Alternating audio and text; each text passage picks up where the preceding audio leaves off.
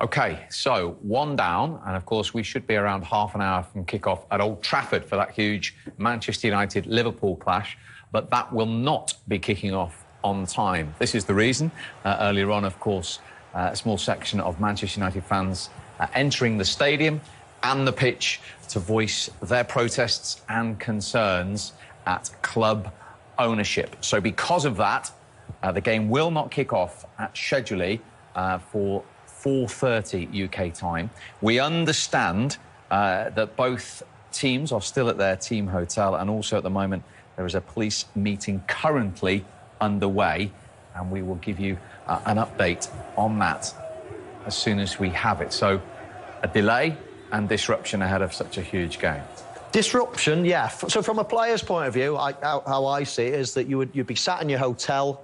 Unfortunately for them, you tend to have your pre-match meal 3 hours before kick-off time. So 1:30, they would have eaten, and then this news would have broken, that these people had broken into the stadium. It could be a delay, could be whatever's happening.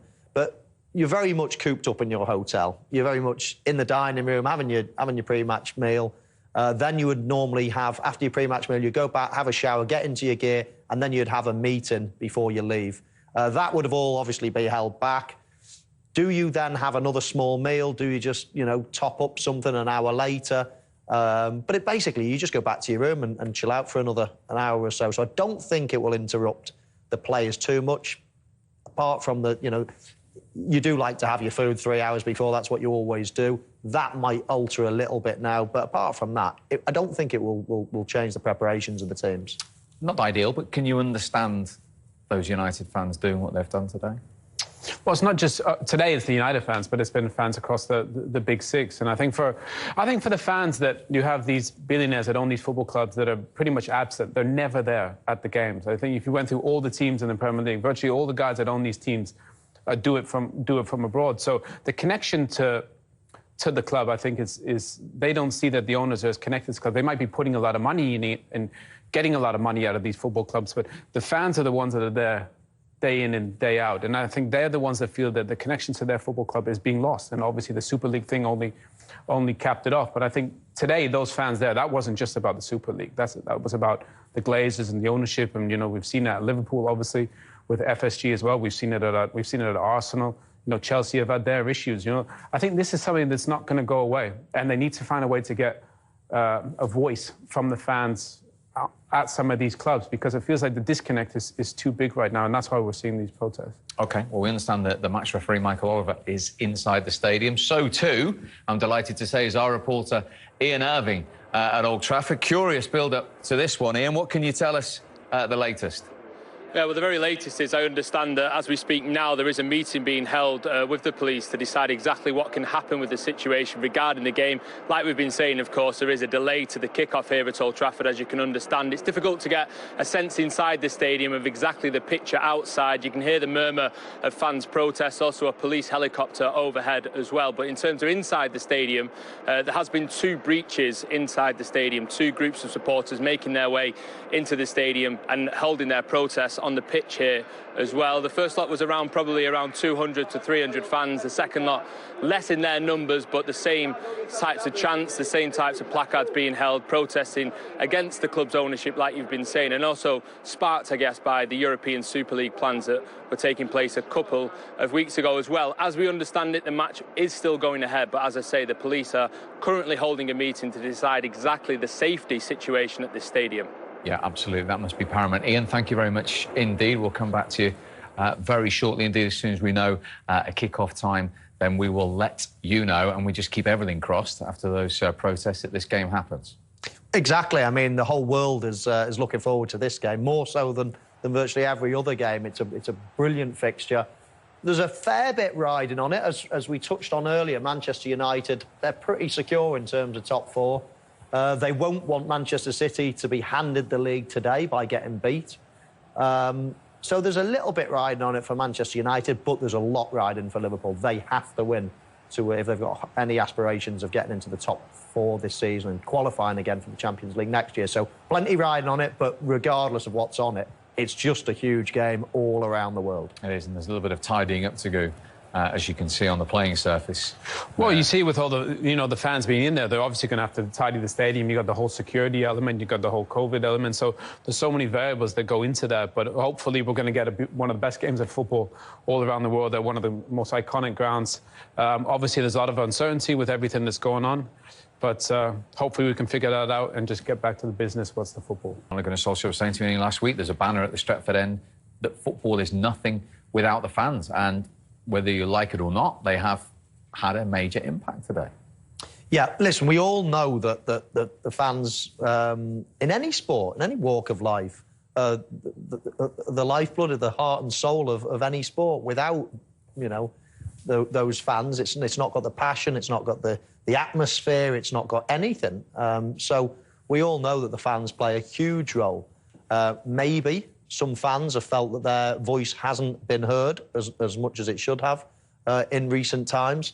And you can certainly see the way ownership has changed over the years. We've already spoken about how big a business football is nowadays, and it takes billionaire owners in the Premier League, not millionaires. That's driven a lot of potential local owners away. So we have seen a change, and at some point, the straw will break the camel's back, and that's possibly what's happened over the last couple of weeks, because there were rumblings a few weeks ago, but there weren't protests like this. So you could definitely say that the European Super League and the actions of some of the owners to want to be involved in that has actually tipped them over the edge, and now all of a sudden that's almost made them protest even harder. What do you think the owners' reaction, not just of Manchester United, but of the Big Six to this today might be?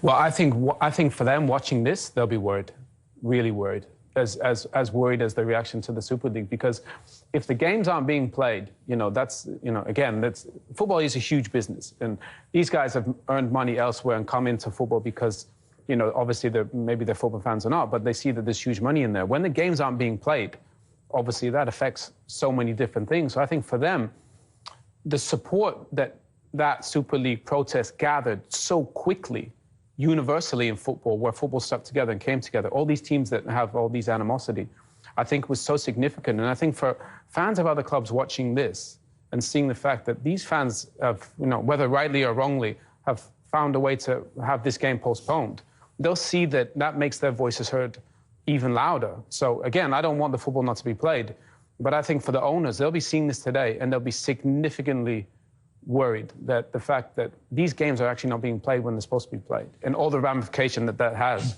I don't necessarily... I mean, of course, the game to us spectators, to everybody around the world is huge, but putting myself in the owner's shoes now, I'm actually questioning whether, from a personal point of view, if I was the owner of Manchester United, if I was the owner of Liverpool or any other big team, let's say, I'd be quite fearful now of going back to the club that I own for the potential protests, for your safety, for all kinds of reasons.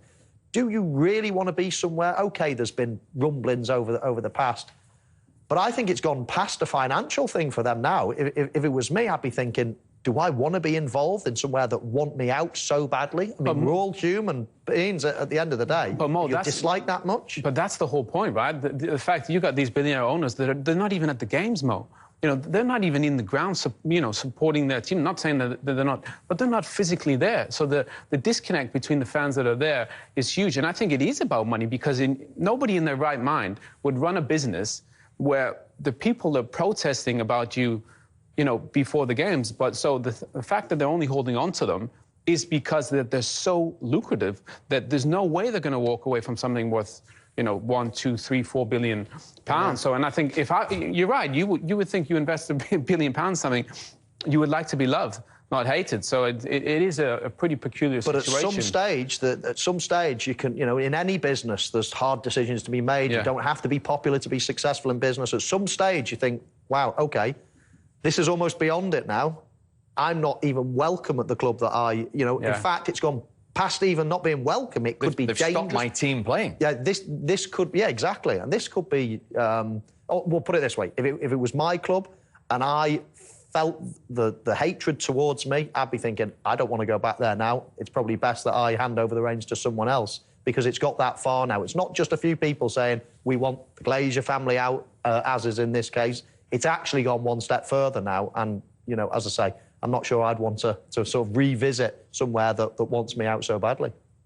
Well, and again, we see it here today with United and the fans and the Glazers. But I think this is, you know, we've seen it at Arsenal. You know, we've seen it at Liverpool. So I don't think this is just an isolated incident. You know, the Super League was one issue, but I just think that the Super League kind of forced this issue, the fact that now that the fans realize their voice could be heard and they impacted change.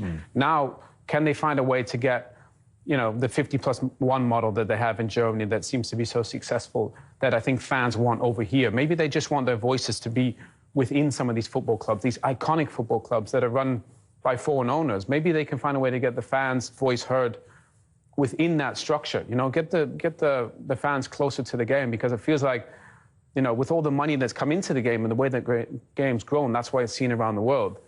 But we've got to get everybody back together. And Mo mentioned the word of communication. Got to get everybody back together, communicate, and bring everybody closer, because it feels like the divide is created this issue today while the fans protested. Yeah, that's the bigger picture, and that, you're right, that conversation will run. In the shorter term, in what has been an incredibly difficult season, and the Premier League have done unbelievably well to get all these games on, we've now got the biggest fixture between the two most successful teams, looking for a gap in a busy last few weeks to try and schedule, which we'll wait to see how they can fit that in. Well, of course, from Liverpool's point of view, they're not in the FA Cup final, they're not now in Europe, so probably slightly easier from Liverpool's point of view. But Manchester United are final of a European competition. So, yeah, it's going to be slightly more difficult for them to find a slot in the calendar. Who knows? I mean, it's that's going to be a problem now, because we all know at this stage of the season it can get quite tight in terms of fixture list pile-up. But hey, we'll leave that for the authorities. But, I mean, as you say, how we've had a season here, you know, looking back, at, you know, and to get where we are with all the problems that we've had, I mean, football has been fantastic to everybody. It's given us a real shining light. So let's just hope we can finish it and finish it on the right note. Indeed. Well, it has been an extraordinary, unprecedented season, and today has been another chapter in that. We started, Owen, Michael and I, we're looking forward to the world's biggest football fixture. Sadly, we didn't see it take place today. Manchester United against Liverpool, postponed. No crowning of the Premier League for Manchester City today. It's an empty Old Trafford that won't see a football match on this Premier League Sunday.